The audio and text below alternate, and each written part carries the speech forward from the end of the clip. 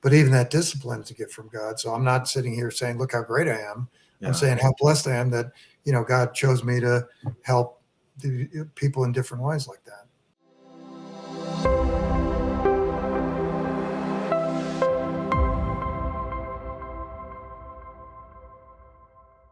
Well, welcome to Medical Sales U. Today's guest is Glenn Pearson, and he is the principal of Pearson Health Tech Insights, but previously he was the executive vice president of the Georgia Healthcare Association. So for us, people wanting to break into medical sales or those wanting to gain insights into how to sell effectively to administrators in all the complexities, Glenn's written a book.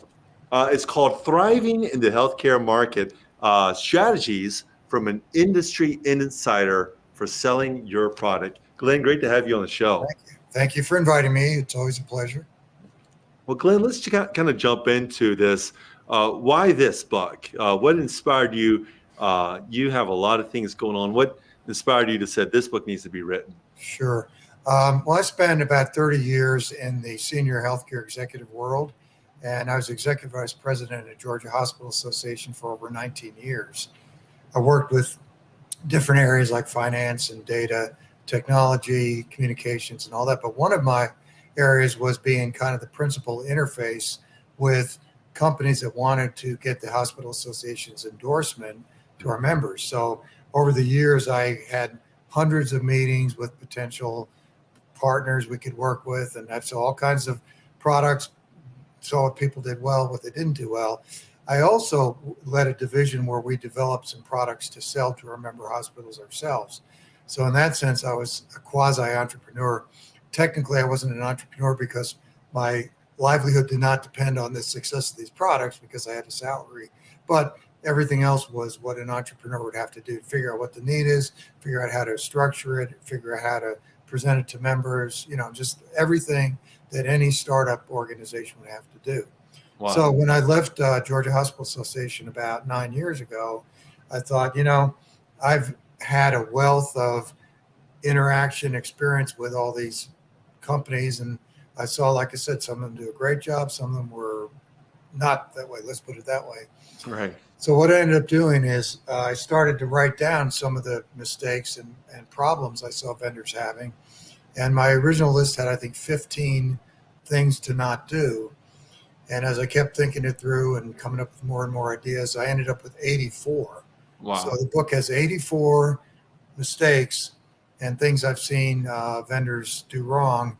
And along with that, there are about 200 suggestions as to how to avoid those problems. So in your experience, you saw vendors across the from just across the spectrum from just about anything, right? Yep. Yeah, technology and HR related services, education, just anything that a hospital would buy at one point or another. We undoubtedly had a vendor come into my office. Wow. So you would also see, I guess, because now there's so many innovations in technology, you would see people trying to pitch you ideas with medical tech ideas, and probably some with, what about capital equipment as well? Did you ever have, with them, like with surgical equipment or anything, Sure. All those trying to come in and sell to you as well? Yeah. We had everybody come in. A lot of them were not good fits. Like capital equipment typically was not something that an endorsement from Georgia Hospital Association would provide a lot of value to. Mm-hmm. So we did not endorse people across the spectrum, but you're exactly right.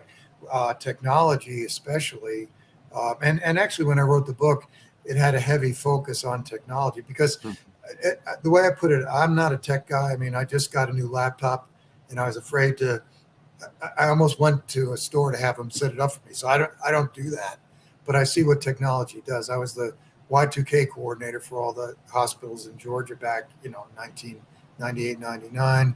I'm actually the founding president of what's called the Georgia Health Information Network, one of those HIE groups that helps connect medical records across different platforms. So, I love technology. I love what it does. I love the transformational capability, even though I'm not a tech guy myself. So having said all that, a lot of what's in the book it's applicable to any sales in healthcare, but I always wrote with it with an eye to tech companies, because a lot of the new technology that is entering the medical world is coming from either the business world or the technology world. And, no fault of their own, they have no concept of what it's like to operate in a medical environment. Hmm. So those are the guys that need, in some ways, the most help, because they're the most removed from the healthcare industry. Right. And this data, I think, is going to be interesting for a lot of people trying to navigate their careers of how to break into this, because there's promising companies I've been approached by people trying to know that I'm in medical sales, and they are maybe part of a medium size or even a small startup, and they promise a lot, but there's a lot of dynamics selling to hospital systems that is not like other sales. And just because I was a successful cancer rep in oncology diagnostics doesn't mean that the ins and outs, I'm going to be able to navigate all those complexities. Now, you talk about healthcare financing being jacked up. Just to kind of help our audience know, just kind of a broad overview, why did you start your book kind of given this chapter? It's very complex. Well, healthcare is like healthcare financing is unlike any other financing around. Mm-hmm. Most people don't realize that the majority of inpatients that most hospitals get are loss leaders, if you will. Medicare and Medicaid do not, on average, these are all average numbers, so they're not, some do better, some do worse, but on average, Medicare only pays about 87% of what a hospital actually spends, and Medicaid's in about the same category. And those two groups among themselves account for probably, well, you put the uninsured on top of that, where you get at best 25% of what you spend. That can be 60, 70% of a hospital's inpatient volume. Wow. Which is crazy. Name any industry that can survive, or any business that can survive, literally losing money on most of the people they serve. So that creates this kind of perverse incentive to jack up the prices for people with insurance or private paying patients, which makes no sense at all. Mm-hmm. So, I've never seen anything like that outside the healthcare industry. Yes, very complex, and your book gives a great interview. Before I jump into some of these pitfalls, maybe if it's okay, can you tell us a little your story of how did you, because you were in the nonprofit sector, right? And you broke into this industry. What drew you to healthcare? Well, that's interesting. Before I came into healthcare, I spent 9 years in Christian ministry, and a friend of mine did some career counseling, and I spent some time with him trying to figure out what areas, what do I want to do beyond this? And we ended up in kind of executive circles. And then it came down to, do I want to work in the product industry or the service industry? And I felt more drawn towards service. And within that, the two fields I was considering was higher education administration, colleges and universities, or healthcare. And quite candidly, the reason healthcare showed up was that I could get into it with a 2-year graduate degree. And higher education, you need a doctoral degree, which would be 5 or 6 years. So, I kind of came in through the back door. I've never had any desire to be a physician. A lot of people in executive circles wanted to go in the clinical route. I never did. Yes. So it was kind of a crazy way to get in there. Fascinating. And so you earned your master's at the Ohio State University. That's right. Wow, that's great.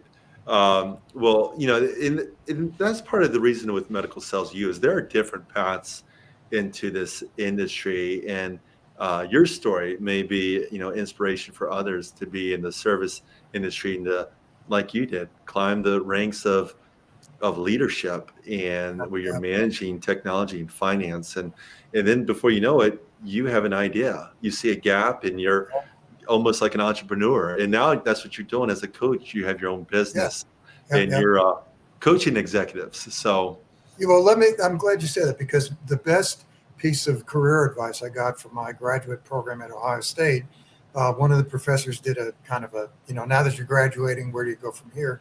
He said, what you need to do is find what you really like to do, what you really do well, and whatever organization you're in, anytime there's an opportunity to do that, volunteer, become that guy. And that's what I did with the technology side, because like I say, I'm not a tech guy. I don't know bits and bytes and all that stuff, but I look at that and say, so much any organization can benefit by streamlining what they do, by fixing operational procedures, all that stuff. And technology, healthcare technology has come along to allow us to finally do some of the things we've been wanting to do for decades, but weren't equipped to do it because the infrastructure wasn't there to support it. So like I said, I volunteered to be the Y2K guy. I helped set up the Health Information Exchange.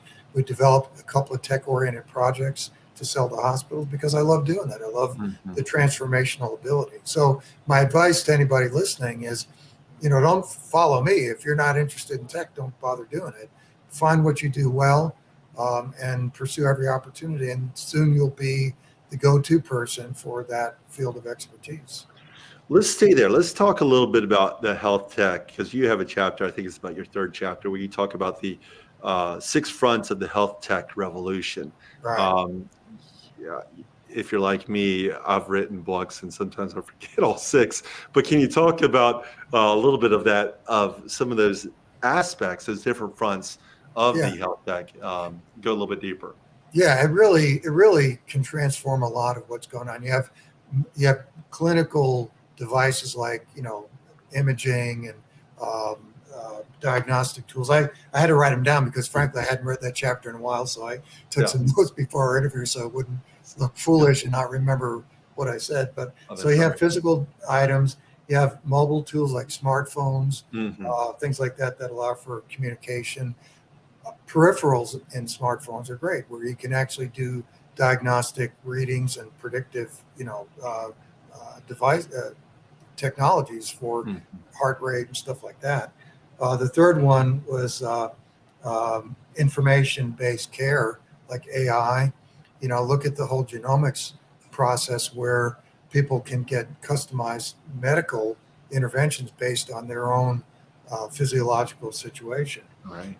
Communications among providers. So a physician can make a referral to a specialist or get lab results back electronically that we couldn't before.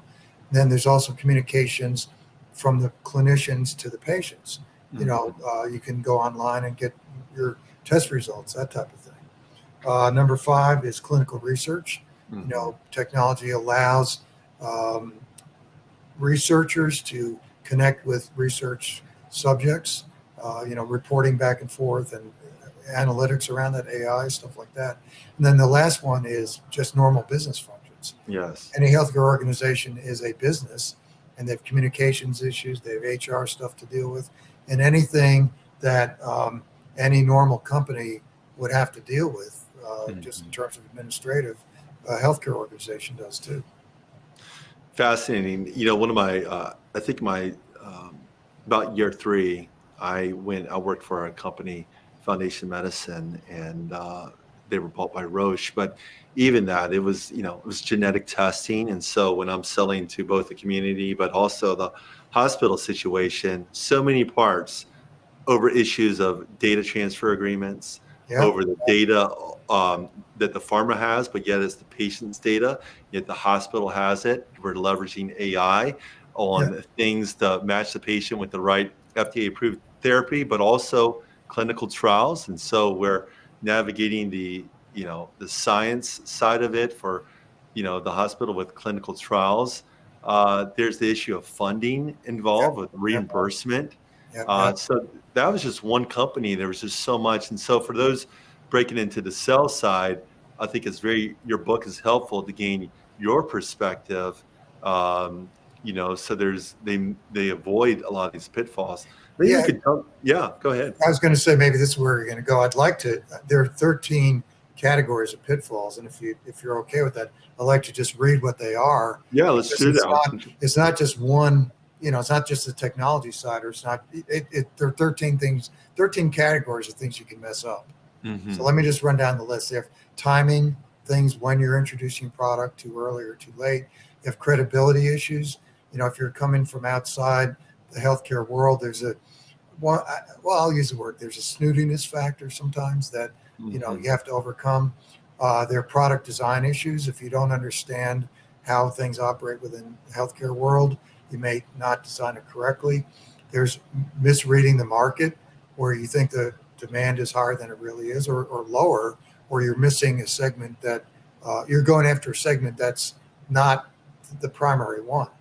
You have data issues, just credibility of handling data, security issues that go along with all that.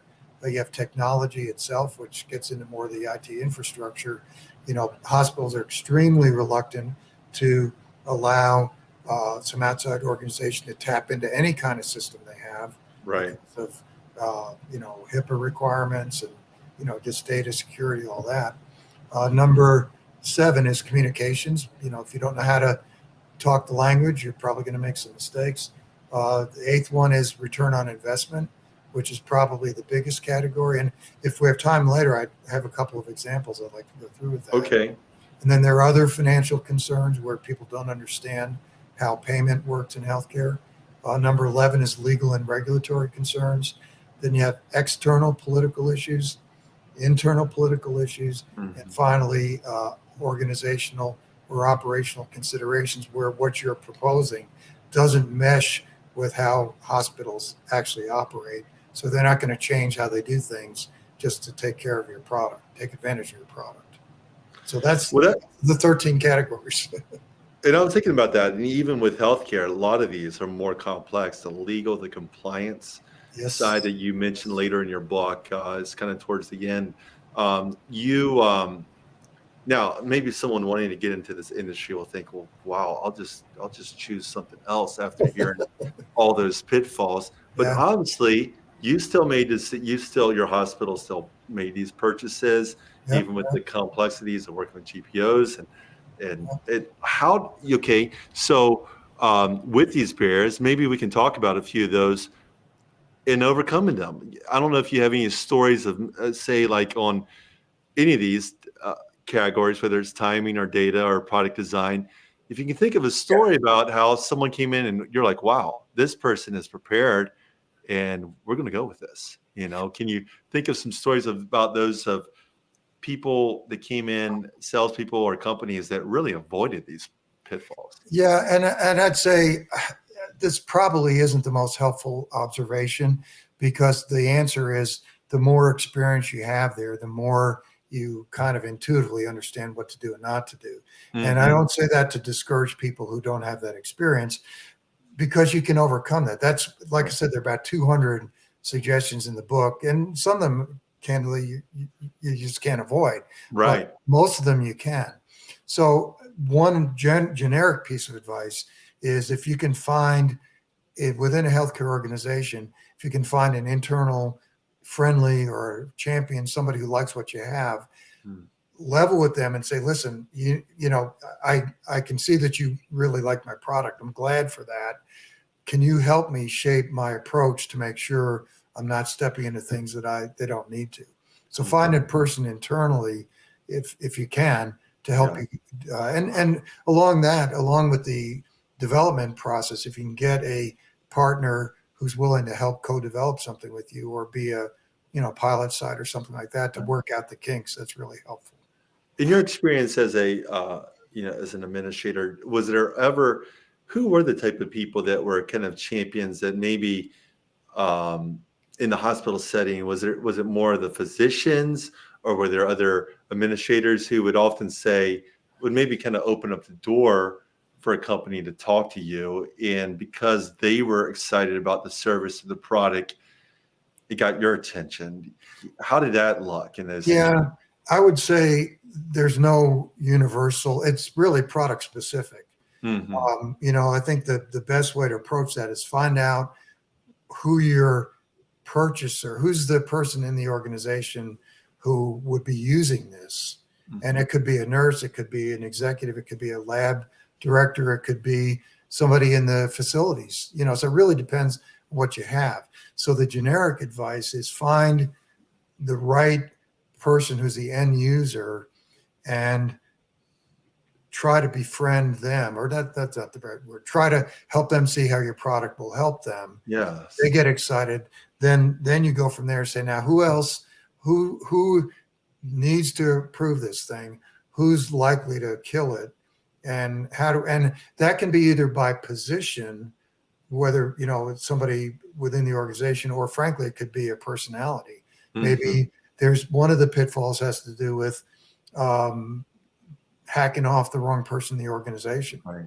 And sometimes you would think that the very people who'd be most excited can be threatened. That's one of the pitfalls, threatening somebody's stature within the organization. If you come in with a product that helps, say, social work do a better job of discharge planning, well, maybe there's a separate discharge planning office, and there's a little bit of tension between those two departments. And if you're helping nursing at the expense of discharge planning may decide that your product's no good. Wow. So that's one of the internal political things that, I've seen derail stuff. So I guess I'm better at saying what not to do than saying what to do, because every situation, every product is different, and every organization is different. So there's really no universal always do this, because everything's going to be unique. Yes. Tell us a little bit now, in your position as leading your own company. Tell us some of the things that you've been excited about last couple of years as you've been a consultant and helping others. Tell us that you may not be specific in your clients, but tell us kind of broadly speaking, what does that look like in your current role? Well, true confession, I've actually retired, so I probably need to update my. So I kind of packed things in at the end of COVID. I mean, COVID, so much of what I was doing involved meeting people and, kind of schmoozing in big settings where tech people get together, and that all stopped. Right. And I'm at the age where it's like, okay, I've had a great career and I love it. But anyway, to answer your question, I think, like I said, the technology front is what really excites me, because, like I said, there were things that I was trying to do for 20 years at Georgia Hospital Association that we just couldn't do because everything was manual, or there weren't the support structures in place. So a company comes along and says, man, we've figured out a way to crack communication around discharge planning. It's like, let me see it. Let me see what you got. So it's these innovative entrepreneurial tackling of recognized problems that I really got excited with, trying to help these companies out. Yes, that's so good. And so I think also for our listeners, these things are to keep in mind. Your book came out when, about what year did it come out? 2020. 2020, right around then. And that's when we were talking. I was leaving during COVID. I was leaving Texas to come to Ohio and Columbus area. And I remember we talked back then. But I think for those who are, they're on LinkedIn and they're talking to some smaller startups in the tech industry, there's a lot of questions, a lot of research to be done before taking one of those jobs. They want to do their I say do your homework as well. Sometimes startups have a great opportunity to make a lot of money. To become, I know people have become millionaires off of it, but I also know a lot of people have had companies that flopped as well. Yeah. So your book provides a lot. So Glenn, tell us a little bit about maybe if it's okay, tell us a little bit about your personal life now that you're retired. What do you do for fun? Well, I've always been a fitness guy. We were talking before we came on air. Yeah. I used to do a lot of cycling back in Atlanta because we had some great rails to trails things.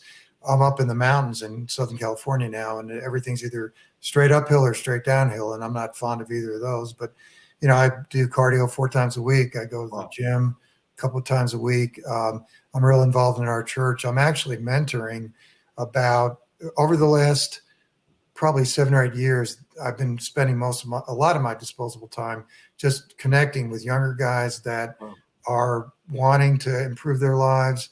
A lot of them are trying to take their faith more seriously. Mm-hmm. I don't have any magic formulas, but I just eat a lot of meals with people and I listen to what they say.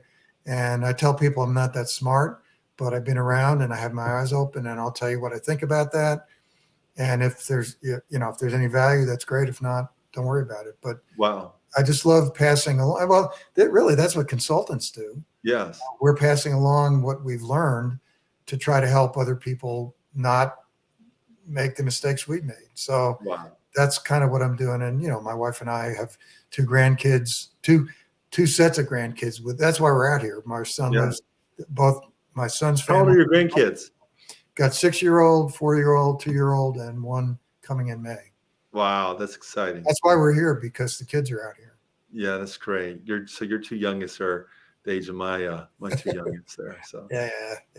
that's great. Yeah, well, I've seen you on social media, and it always looks like you're in better shape than me. What do you eat healthy? Do you just work out all the time? Do you watch what you eat? How do you stay so lean and ripped up? My eating is probably about a 5 on a 10-point scale. Okay. My wife reminds me all the time, you have too many fats, too many sweets. I think I've been blessed with a good natural physiology, and I work at it. I mean, like I said, I do cardio 4 times a week. I go to the gym twice a week, and love cycling and all that kind of stuff. So, and I'm optimistic about things because I know God has really blessed me, and Yeah. I've overcome I won't get in a lot of detail, but I had terrible family background growing up. Yeah, I saw that you were featured. Your story a while back was in one of the Christianity Today. They They ran featured a your story on story. my background. Yeah. And I tell people I was raised by crazy people, not the wild and crazy type, but like the mentally ill type. Wow. And, to make a long story short, I saw a counselor, 15 years ago for about a year. And he told me several times, said, you ought to be, an addict, unemployed, divorced a few times. There's no explanation for your life but God's grace. So Wow. I love telling people about that. And I'm not preachy about it. I'm just sharing, I should be a mess. I'm not. And Jesus changed that. So Wow. I just want to let you know that. So That's so cool. do with that what you want, Wow. And for someone like as yourself, who's been so successful in business, and from that background, I mean, I don't remember your full story, but what drew you to faith? How did you become a Christian? Um, Kicking and fighting. I was brought up in something called the Unitarian faith, which is very, very different from what I believe now about Bible being God's revelation, God's truth, and all that. And I happened into a Christian meeting one night, and somebody explained why Jesus came, which was to forgive our sins and make it possible to get back into a relationship with God. I had no idea that was about. I thought being a Christian was, being a good guy, going to church, giving money, all that, which those are all important things, but that's not what makes somebody a Christian. And I just knew it was true. I'm sitting there listening, and I said, this is true, and I'm going to be part of this. So totally unexpected. I wasn't actively looking, although in retrospect, I was very unsettled. And I didn't know I was looking, but when I saw the truth, I recognized it as such and responded. Wow.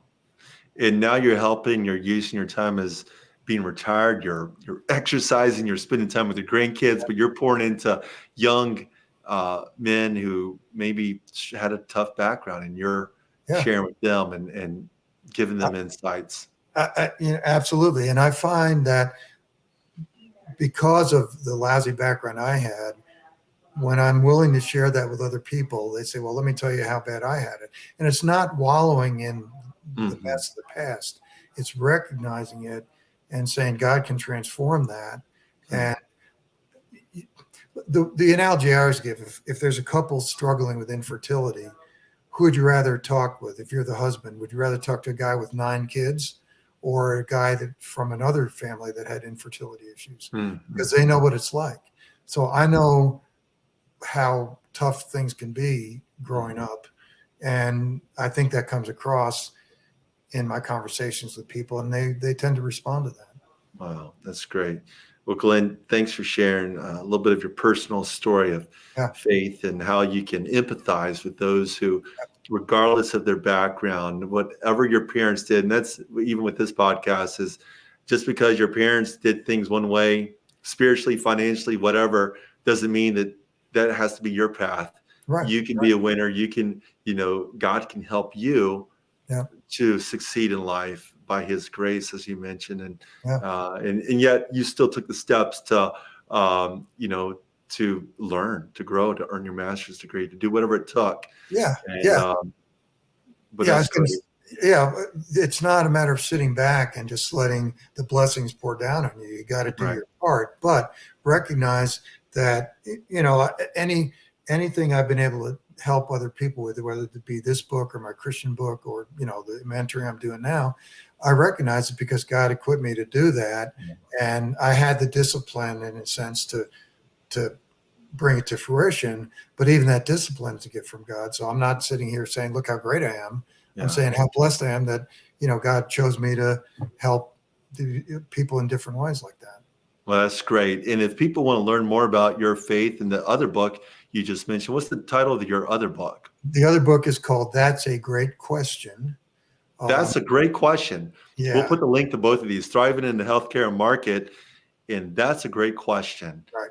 For Let me those- give you my website as well, because Sure. I do, as you know, I do Christian blogs every 3 weeks, and I'm happy to add anybody to my list. Sure. My website is first and last name, Glenn Pearson, Glenn Pearson, Pearson.co. It's not .com. It's .glennpearson.co.